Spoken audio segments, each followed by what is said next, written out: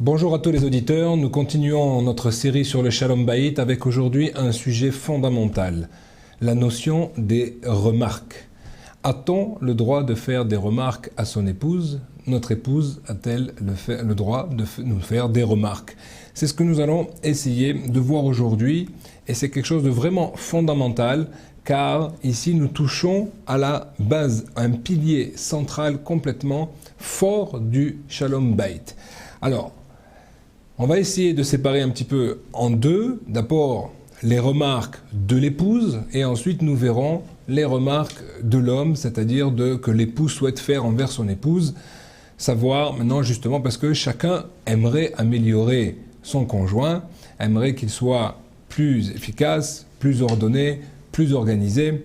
Et on va essayer de voir un petit peu est-ce qu'on peut faire cela, comment faire cela. Cela nous prendra peut-être plusieurs cours, Bezrat Hashem. Une chose est claire, c'est que si une femme se plaint, si une femme nous fait des remarques, avant d'essayer de résoudre, et ça nous en avons déjà parlé dans les cours précédents, avant de trouver des solutions, nous devons, en tant qu'époux, avoir une lumière qui s'allume pour nous dire si ma femme se plaint, c'est qu'elle ne se sent pas bien, c'est qu'elle a un problème intérieur, et là, nous devons essayer de l'aider, au contraire, de revenir à une certaine sérénité. Il faut savoir que, étant donné que l'essence même de l'épouse, et nous l'avons dit plusieurs fois, c'est justement de trouver grâce aux yeux de son époux, de son mari, à partir du moment où la femme reçoit des remarques, alors automatiquement ça va entraîner un malaise. Mais pas seulement un malaise, nos sages nous disent c'est carrément un mal-être. Ça veut dire que c'est toute sa vitalité qui va être brisée. Pourquoi? Parce que si mon mari me fait des remarques, ça veut dire que je ne suis pas l'épouse qu'il souhaiterait avoir et donc je ne remplis pas mon rôle. Donc là, nous touchons à quelque chose de fondamental. Nous allons comprendre petit à petit comme quoi c'est un travail qui est ô combien difficile à faire de la part de l'époux, qui lui est un homme d'organisation, qui est un homme justement qui gère des problèmes, qui gère des difficultés, et même dans le monde du travail, c'est ce qu'il est amené à faire au quotidien. Il faut savoir qu'une fois qu'il rentre à l'intérieur de la maison, il doit changer de casquette et comprendre que ce n'est pas du tout le chemin qu'il faut prendre à travers la maison, puisque comme nous allons voir, les remarques détruisent le Shalom Bayit. Alors, la source de cela, comment est-ce que nous apprenons cela dans la Torah? On le voit par rapport aux lois du respect des parents. Il y a dans la Torah une interdiction formelle de faire la moindre remarque à son père ou à son rave.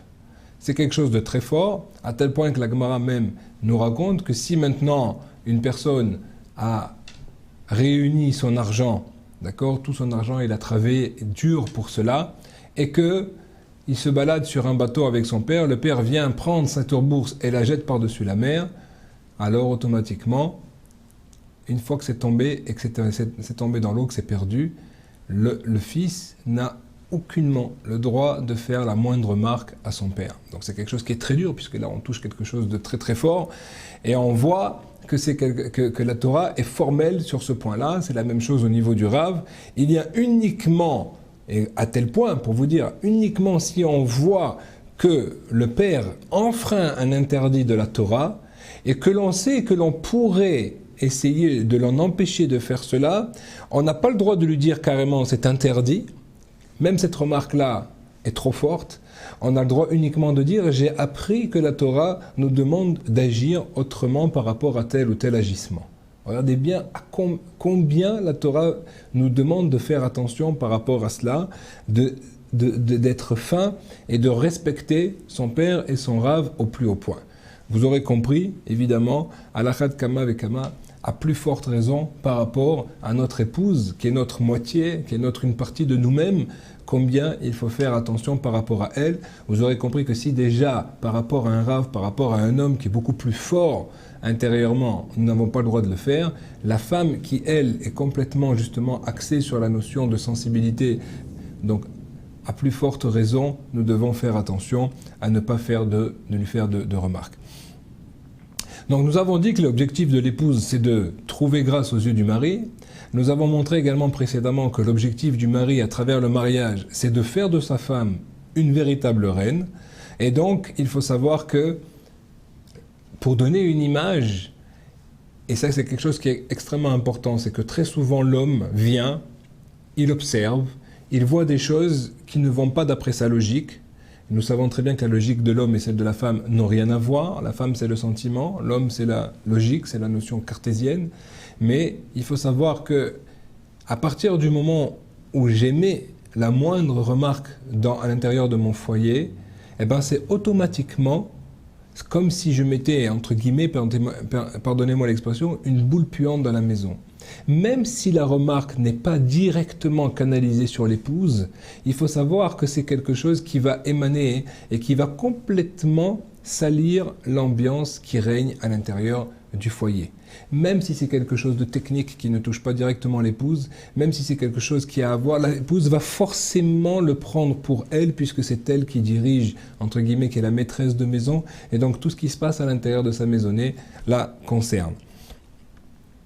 Il faut savoir une chose, c'est que d'un autre côté, l'épouse qui ne se sent pas bien sera elle-même, puisqu'elle n'est pas mise à sa place, sera elle-même obligée de faire des remarques pour retrouver sa place à l'intérieur du foyer. Elle a besoin de se rassurer, parce qu'à partir du moment où on lui a montré qu'elle n'était pas comme il faut à tout prix qu'elle récupère sa situation, sa position, son statut à l'intérieur de la maison. Et donc c'est en essayant de s'affirmer ou de elle-même faire des remarques qu'elle va essayer de faire cela. En tout cas, comme vous le comprenez, on rentre dans un système maintenant d'effet de boule de neige comme ça, où une remarque en entraîne une autre, et l'ambiance est complètement perdue, l'atmosphère devient complètement dégradée. Il faut faire extrêmement attention parce que les barrières qui sont franchies, qui au départ sont des petites remarques, peuvent ensuite s'aggraver, s'accentuer, et on peut dépasser maintenant nos premiers desiderata et franchir des barrières qui sont malheureusement difficilement ensuite reconstructible. Il faut faire attention à cela, que ce soit au niveau du langage, que ce soit au niveau des agissements. Il faut faire attention, nous en avions déjà parlé. Moi, ce qui m'intéresse aujourd'hui, c'est justement de vous montrer tout à fait le contraire.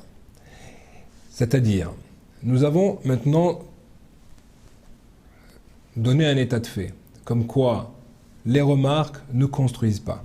Et si l'homme remarque, si l'homme regarde en fait d'une façon objective, eh ben, à quoi cela sert-il de faire des remarques?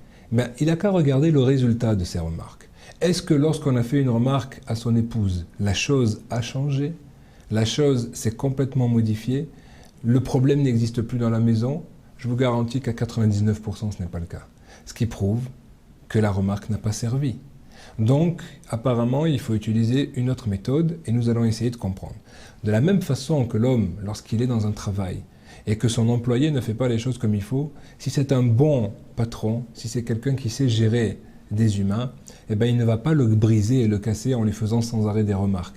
Puisque avec cela, l'homme va perdre des forces, va perdre la confiance en soi, et il ne va jamais optimiser ses capacités professionnelles. Au contraire, il faut essayer de lui trouver des points positifs, en dépit des problèmes, des lacunes qu'il peut avoir, mais essayer d'aller chercher des points positifs, et ça la Torah nous l'apprend, toujours trouver ce qu'on appelle dans le langage de la Torah une nekuda tova, un point positif, et à travers cela, on va construire. C'est uniquement dans le positivisme que l'homme va prendre confiance en lui et va s'améliorer. Ça, c'est quelque chose de fondamental. À partir du moment où l'homme est capable de le faire, et en règle générale, dans le milieu professionnel, il est capable de le faire, pourquoi? Parce qu'il y a une distance. Ce ne sont pas que des gens de sa famille qui sont en face de lui. Donc il y a forcément une distance, il y a forcément un respect, puisqu'il est devant des employés. Sauf si, Chas v'Shalom, c'est quelqu'un qui méprise ses employés. Et là, c'est quelque chose de grave, et en règle générale, il ne réussira pas en tant que gestionnaire. Mais en tout cas, à partir du moment où l'homme respecte le prochain, quel que soit son niveau de profession, eh ben, il va comprendre que chaque homme, quel que soit son échelon, est nécessaire quant au bon fonctionnement de l'entreprise. Et donc automatiquement, il faut essayer de lui donner tous les points positifs pour pouvoir l'amener à optimiser sa personnalité et son professionnalisme. Donc ça, c'est au niveau technique, c'est au niveau de notre métier.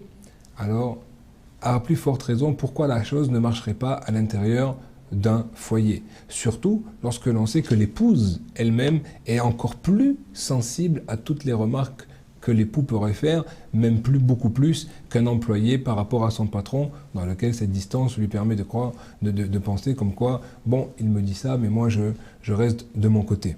Donc en fait, il faut savoir, et ça c'est quelque chose qui est humain, c'est que les compliments donnent des forces, alors que les plaintes, les remarques coupent complètement les forces de l'individu. Donc, étant donné que la femme est extrêmement sensible, c'est surtout sur des périodes parfois qui sont plus difficiles, qui sont plus tendues, donc l'atmosphère n'est pas forcément au bon niveau. Alors c'est là-dessus qu'il faut au contraire faire énormément d'efforts et aller rechercher tout le temps le point positif.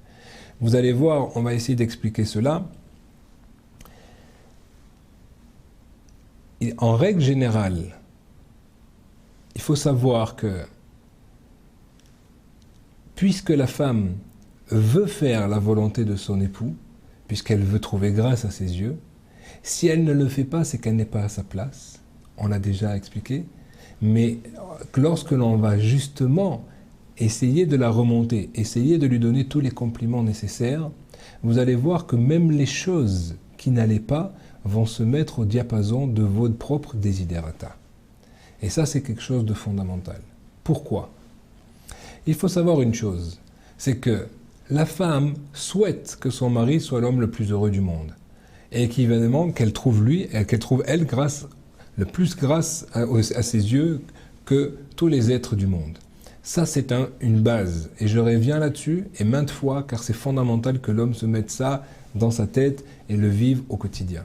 À partir du moment où l'homme fait les efforts, justement, de trouver des choses positives envers son épouse, l'épouse prend des forces. Quand elle prend des forces, elle fait mieux, elle fait plus. Elle a envie de faire pour l'autre puisqu'elle se sent appréciée. À partir du moment où elle se sent appréciée, croyez-moi, elle sait exactement et connaît exactement les choses qui gênent son mari. Comment je peux savoir cela ? Eh bien, regardez au niveau des remarques. Les remarques que l'épouse fait sont souvent des choses qui blessent énormément l'époux. Pourquoi ? Parce qu'elle sait exactement sur quel point attaquer. Parce qu'elle connaît exactement les besoins de son mari et les faiblesses de son mari. Donc automatiquement, plus une femme va être au contraire valorisée, appréciée, et cela, même ne serait-ce qu'à travers de la gentillesse, un langage doux, un langage agréable, va permettre de lui donner les forces pour pouvoir justement aller chercher comment je pourrais faire encore plus pour mon époux. Quelles sont les choses qu'il apprécierait ? Et automatiquement, elle sait exactement qu'il y a des choses qui gênent son mari, et bien elle-même va les rétablir, elle-même va les transformer. C'est quelque chose de fondamental. À travers cela, nous avons compris un point ici qui doit être un axe primordial dans toute notre recherche, dans tout notre comportement dans la maison. À partir du moment où je comprends qu'en fait la femme fait beaucoup d'efforts, qu'elle a énormément de raisons d'être fatiguée ou de se plaindre, et on avait expliqué que les plaintes, comment réagir par rapport à cela. Et c'est fondamental de réécouter les premiers cours pour comprendre qu'en fait la femme a besoin d'une oreille attentive plus que des solutions. À partir du moment maintenant, je reste canalisé sur notre sujet des remarques, je dois comprendre qu'en fait, il y a remarque de la part de l'épouse, c'est qu'elle ne se sent pas bien. Elle ne se sent pas bien, ça veut dire qu'elle n'est pas à sa place. Elle n'est pas à sa place, je la revalorise, je lui donne sa place, je reste avec la plus grande gentillesse, et même s'il y a énormément de choses qui me gênent, ce n'est pas au moment du problème qu'on a le droit de réagir.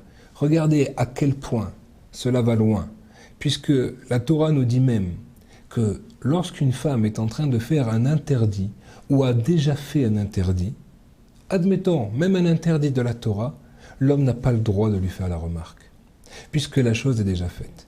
Il n'y a uniquement si elle va faire quelque chose qu'elle ne connaîtrait pas et que l'homme pourrait la séparer de cet acte-là, qu'il a le droit d'intervenir avec la plus grande gentillesse. Mais une fois que la chose est faite, et surtout pas au moment de l'acte, nous n'avons pas le droit d'intervenir. Regardez l'exemple le plus fort. Adam Arishon, le premier homme, lorsqu'il a pris cet arbre de la connaissance que son épouse lui a donné et qu'ils ont mangé tous les deux de cela, ce n'est pas qu'ils ont fait un interdit. Ils ont détruit toute la création du monde. Tout le projet divin qui était clair et dessiné et qui devait rapidement les amener à rentrer dans le Gan Eden, de rester dans le Gan Eden et de vivre une félicité éternelle tous les deux, tout ce projet va tomber à l'eau, tout va s'écrouler uniquement parce qu'ils ont fait cette erreur. Et pourtant, le maître du monde, Akadosh Baruch Hu, ne leur dit rien. À ce moment-là, il aurait pu tout de suite les gronder, il aurait pu tout de suite leur donner un tonnerre qui les terrasse complètement de peur. On voit que non. Il attend, il se rhabille, ils ont compris leur erreur et gentiment, Akadosh Baruch Hu vient leur demander que s'est-il passé. Pour vous montrer à quel point l'homme doit faire attention là-dessus. Ça, c'est quelque chose de fondamental. À partir du moment où je vois une erreur, à partir du moment où je vois un problème, je n'ai pas le droit de le dire. Surtout pas au moment de l'action. Pourquoi aussi? Parce qu'en règle générale, lorsque la chose nous touche, cela nous met en colère, cela nous fait sortir de nos gonds, et c'est jamais dans ces moments-là que nous pouvons établir un shalom, que nous pouvons établir quelque chose de positif. Donc déjà, avaler la chose, se retirer, et uniquement plus tard, bien plus tard, nous pourrons peut-être, et ce n'est pas évident, faire la remarque et ou essayer en tout cas de parler du sujet plutôt que de faire une remarque. Car ça fait bien longtemps que les gens ne savent plus faire des remarques parce que pour faire une remarque, il faut faire une remarque remplie d'amour et non pas remplie de reproches. Or, nous ne sommes pas capables aujourd'hui de faire des remarques de cette sorte-là. Voilà pourquoi il est formellement interdit de faire des remarques à son épouse. À partir du moment où l'homme l'a compris, alors il pourra effectivement comprendre maintenant quel est le rôle qui nous est donné. Cela va bien plus loin que ça, et c'est ce que je voudrais essayer ensemble de définir dans un prochain cours, savoir comment interpréter les paroles de mon épouse. Y a-t-il dans les remarques de mon épouse un message qui m'est donné pour pouvoir me travailler, pour pouvoir moi grandir également? Ça, c'est un deuxième sujet que j'aimerais aborder.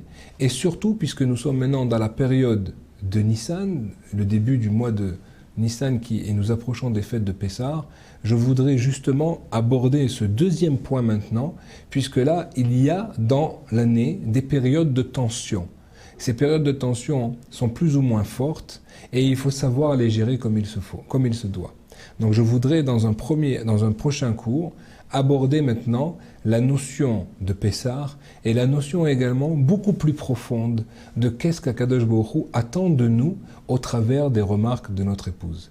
Bezrat Hashem dans ce prochain cours. À bientôt.